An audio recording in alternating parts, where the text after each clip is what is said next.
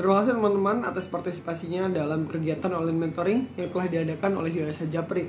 Pada kesempatan kali ini saya akan menjawab beberapa pertanyaan yang telah diajukan dari video yang telah ditonton teman-teman sebelumnya. Langsung saja di pertanyaan pertama.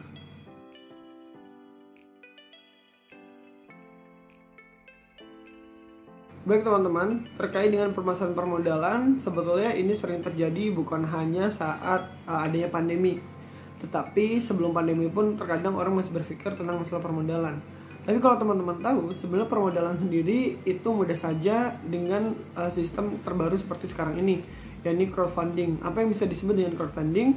Crowdfunding adalah teman-teman mengajak kawan-kawannya lagi untuk berinvestasi dalam usahanya, tentunya dengan perhitungan yang telah dibuat gitu ya.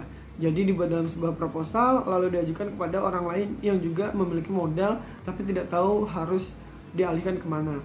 Nah teman-teman, terkait dengan pandemi ini, tentang permodalan ini, teman-teman bisa tetap membuat dulu sebuah proposal yang baik dan benar buat bisnis modal kanvasnya, lalu nanti bisa diajukan. Dengan teman-teman membuat, lalu bercerita kepada orang lain, insya Allah permodalan akan hadir. Nah permasalahannya, jika saya tanya punya ide, lalu modalnya butuh berapa? Nah terkadang teman-teman tidak punya gambaran yang spesifik, apakah 1 juta, 2 juta, 3 juta, 10 juta atau berapapun gitu ya. Nah dari dengan jelasnya permodalan yang dibutuhkan, maka permodalan akan hadir. Di tengah pandemi ini masih banyak juga orang yang memiliki permodalan gitu ya, memiliki uang lebih yang juga ingin diinvestasikan kepada kita. Contoh sedikit, saya sendiri juga masih bisa mendapatkan permodalan investasi dari orang lain dengan melakukan hal tersebut dengan perjanjian, bikin surat perjanjian yang baik sehingga permodalan ini tidak menjadi suatu masalah yang utama. Kurang lebih demikian. Nah, baik teman-teman, terkait dengan strategi nama yang bisa dilakukan agar bisnis kita sesuai dengan target marketnya, ilmu yang saya ketahui, ilmu yang saya dapatkan adalah cerita dulu siapa target market kita. Jika kita sudah mengetahui target market kita, maka namanya akan disesuaikan dengan apa target market kita. Misalkan targetnya adalah ibu-ibu, di mana ibu-ibu ini memiliki anak satu. Nah, ibu-ibu di sini dia menyukai sekali untuk membelikan suatu jajan ya yang nantinya dimakan oleh anak-anaknya dan ibu-ibu ini suka. Nah, anggaplah produknya adalah bakpia gitu ya. Nah, bakpia sendiri dibeli ibu-ibu untuk menjadi oleh-oleh, lalu diberikan anaknya karena anaknya suka, isinya ada isian coklat, ada isian vanila, isian keju dan lain sebagainya. Nah, maka saya akan membuat nama kemungkinan Papa Pia dengan slogan Papa Pia jadi rebutan anak dan istri. Nah, dengan begitu orang jadi tertarik, wah namanya unik juga. Bakpia seperti apa? Tentunya kita harus belajar juga tentang ilmu packaging, bukan hanya segi nama saja. Nah, nama sendiri ini mempermudah target pasar kita untuk mengetahui apa sih produk yang kita jual. Misalkan Papa Pia, oh Pia ini bakpia. Lalu opak-ngapak, oh ya jelas namanya opak. Oh El Singkong, nah El Singkong ini apa? Oh keripik singkong. Nah dari hal tersebut teman-teman jadi tidak terlalu memusingkan namanya, karena nama sendiri adalah ilmu kesekian sebelum ilmu menentukan target pasar gitu. Jadi kalau sudah ketahuan target pasarnya dulu, setelah itu baru ilmu mencari tahu namanya. Kalau lebih demikian ya.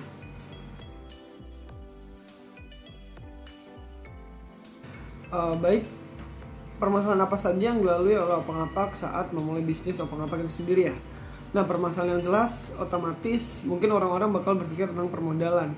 Nah, permodalan di sini akhirnya kita sudah mendapatkan ilmunya, bisa menggunakan crowdfunding atau enggak kita bisa mengajukan pinjaman, atau enggak ada lagi ilmu mendapatkan program pemerintah yakni dana hibah. Nah, bagaimana bisa mendapatkan itu semua? Salah satu syarat utamanya adalah membuat proposal itu sendiri atau bisnis model kanvasnya. Kalau misalnya kita tidak bisa membuat suatu gambaran dalam bisnis kita, maka kita tidak bisa mengajukan ini untuk menjadi modal kita dan kita tidak mendapat permodalan. Nah, setelah kita mengetahui bagaimana cara mendapatkan permodalan, dua hal utama aja sih permasalahan dalam bisnis atau usaha ini. Yang pertama permodalan, yang kedua adalah manajemen organisasinya. Nah, di sini saya sudah pernah mengalami tim 2 orang, lalu jadi 3 orang, lalu jadi 2 orang, jadi 4 orang, balik lagi jadi 2 orang. Nah, di sini kita belajar. Nah, di situ juga pembelajaran saat merekrut orang profesional. Dulu pernah kena tipu, tapi sekarang sudah lebih mengerti dan merekrut berapapun orang, saya sudah lebih baik, lebih pede. Nah, teman-teman, apa yang saya laluin ini adalah pelajaran yang memang harus teman-teman lalui. Kalau misalkan takut ngerekrut orang, maka tidak akan pernah mendapatkan ilmu dalam merekrut orang lain.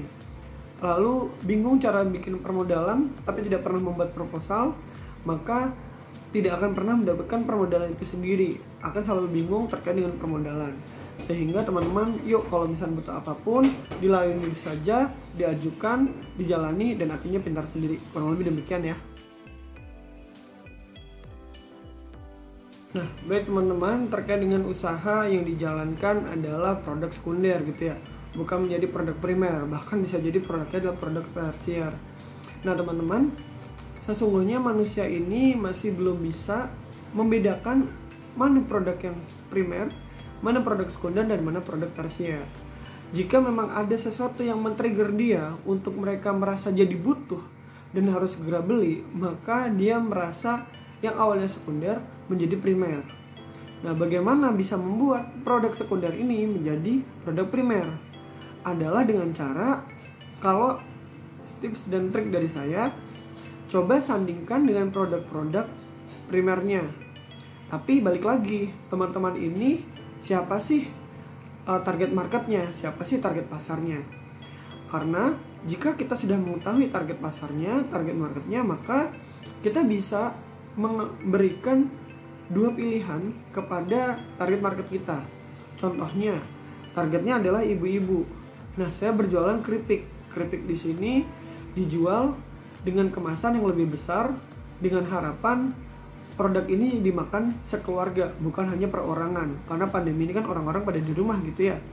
Nah, saat kita memberikan itu, maka kita berikan insentif atau giveaway gitu ya.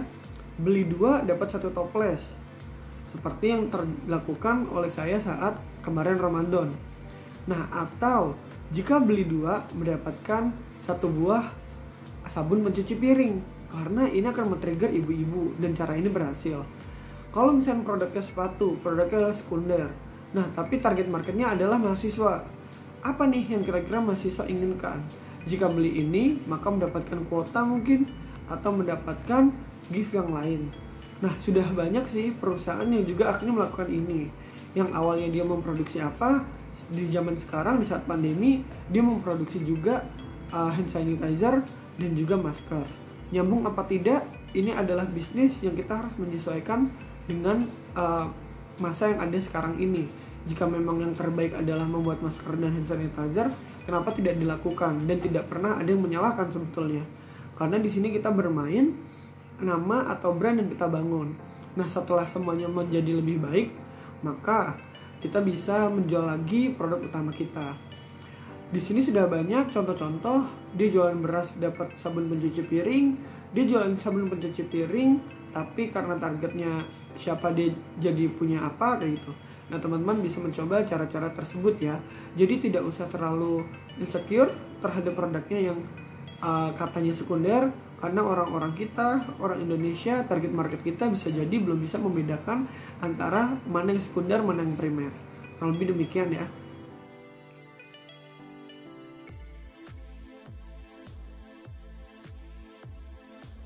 Baik teman-teman, terkait dengan pertanyaan bagaimana sih Kak kalau misalkan kita membangun tim lalu tim kita ada masalah gitu ya.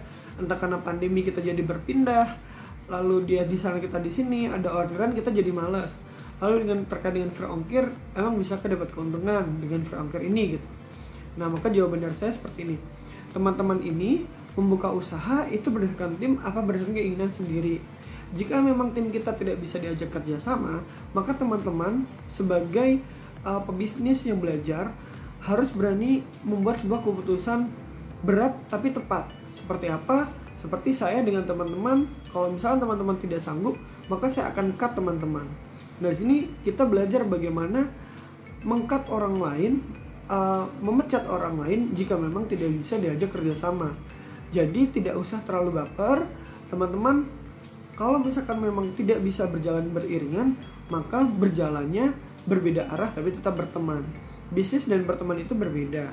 Jika ada order yang masuk, siapa yang akan mengeksekusi? Baik yang mengeksekusi adalah saya misalkan, tapi berarti dirimu tidak bekerja, keuntungan 100% untuk saya mau apa tidak. Nah, di sini teman-teman akan belajar siapa yang niat, siapa yang tidak. terus-menerus seperti itu sampai akhirnya organisasinya teman-teman bisa pimpin sendiri, bisa bangun sendiri. Kurang lebih demikian nih.